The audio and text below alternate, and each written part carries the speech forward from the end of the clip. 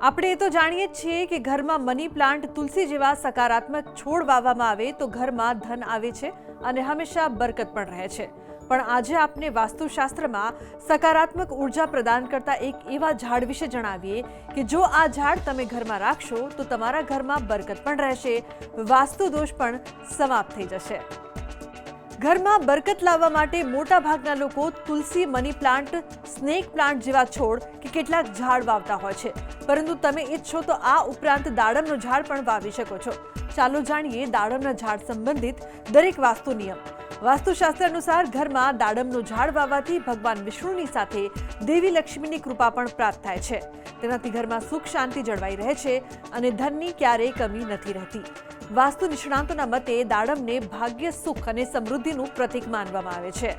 લાલ રંગ હૃદયનું પ્રતિનિધિત્વ કરે છે, જે જીવનમાં તેજ દર્શાવે છે અને સમૃદ્ધિ લાવે છે। ઘરમાં આ સ્થાન પર દાડમનું ઝાડ વાવો। વાસ્તુ નિષ્ણાંત અનુસાર ઘરની સામે અથવા પ્રવેશ દ્વારની જમણી બાજુએ દાડમનું ઝાડ વાવવો ખૂબ જ શુભ માનવામાં આવે છે। આ સ્થાન પર આ ઝાડ વાવવાથી માતા લક્ષ્મી ખૂબ પ્રસન્ન રહે છે। તેની સાથે તે સુખ, સમૃદ્ધિ અને સૌભાગ્યના આશીર્વાદ પણ આપે છે, જેના કારણે ઘરમાં ક્યારેય ધન ધાન્યની કમી નથી રહેતી। વાસ્તુ નિષ્ણાતોના મતે તેને ઘરમાં અગ્નિ ખૂણામાં એટલે કે દક્ષિણ પૂર્વ દિશામાં સ્થાપિત કરવું જોઈએ। આ સ્થાનને અગ્નિનું સ્થાન માનવામાં આવે છે। આવી સ્થિતિમાં જેમ જેમ આર્થિક સ્થિતિ મજબૂત બનવાની સાથે વંશ વૃદ્ધિ પણ થાય છે। દાડમનું ઝાડ ક્યારેય દક્ષિણ દિશામાં ન વાવવો જોઈએ, તેનાથી ઘરમાં નકારાત્મક ઉર્જાનો પ્રવાહ વધે છે। તેની સાથે ઘરમાં અશાંતિ પણ રહે છે। દાડમના વૃક્ષને જો આપણા ઘરે વાવવામાં આવે, દાડમનો છોડ ઉગાડવામાં આવે તો આ છોડ થકી ભાગ્યલક્ષ્મીની અને સુખ શાંતિની પ્રાપ્તિ થાય છે। કારણ કે દાડમના વૃક્ષમાં ભગવાન લક્ષ્મીનારાયણનો વાસ છે। પૂર્વ દિશામાં, ઉત્તર દિશામાં, પશ્ચિમ દિશામાં અને ઈશાન ખૂણામાં આ વાવવું શ્રેષ્ઠ માન્યું ગયું છે। અગ્નિ ખૂણામાં જો વૃક્ષ વાવવામાં આવે તો ખાસ કરીને જે શત્રુઓ હોય એની બુદ્ધિનો નાશ થાય છે। આપણે એ તો જાણીએ જ છીએ કે ઘરમાં મની પ્લાન્ટ, તુલસી જેવા સકારાત્મક છોડ વાવવામાં આવે તો ઘરમાં ધન આવે છે અને હંમેશા બરકત પણ રહે છે।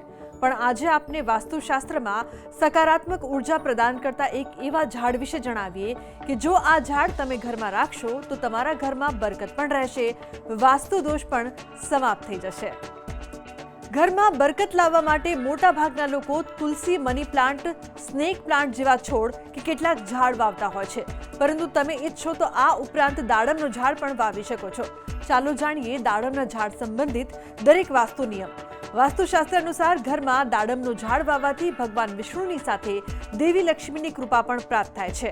તેનાથી ઘરમાં સુખ શાંતિ જળવાઈ રહે છે અને ધનની ક્યારેય કમી નથી રહેતી। વાસ્તુ નિષ્ણાંતોના મતે દાડમને ભાગ્ય, સુખ અને સમૃદ્ધિનું પ્રતીક માનવામાં આવે છે।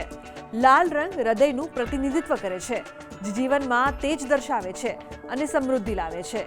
ઘરમાં આ સ્થાન પર દાડમનું ઝાડ વાવો। વાસ્તુ નિષ્ણાંત અનુસાર ઘરની સામે અથવા પ્રવેશ દ્વારની જમણી બાજુએ દાડમનું ઝાડ વાવવો ખૂબ જ શુભ માનવામાં આવે છે।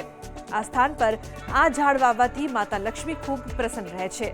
તેની સાથે તે સુખ, સમૃદ્ધિ અને સૌભાગ્યના આશીર્વાદ પણ આપે છે, જેના કારણે ઘરમાં ક્યારેય ધન ધાન્યની કમી નથી રહેતી।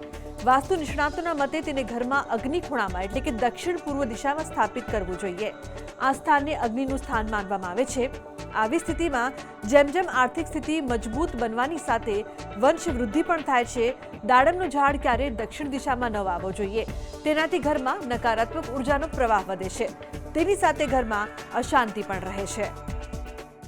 દાડમના વૃક્ષને જો આપણા ઘરે વાવવામાં આવે, દાડમનો છોડ ઉગાડવામાં આવે તો આ છોડ થકી ભાગ્યલક્ષ્મીની અને સુખ શાંતિની પ્રાપ્તિ થાય છે।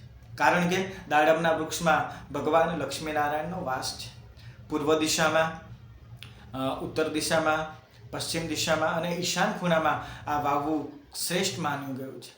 અગ્નિ ખૂણામાં જો વૃક્ષ વાવવામાં આવે તો ખાસ કરીને જે શત્રુઓ હોય એની બુદ્ધિનો નાશ થાય છે। તો આજના મારા આ અહેવાલમાં બસ આટલું। ફરી મળીશું એક નવી અને મહત્વપૂર્ણ જાણકારીની સાથે, પરંતુ આ વિડીયોને આપ ખાસ લાઈક કરજો અને શેર પણ કરજો। નમસ્કાર।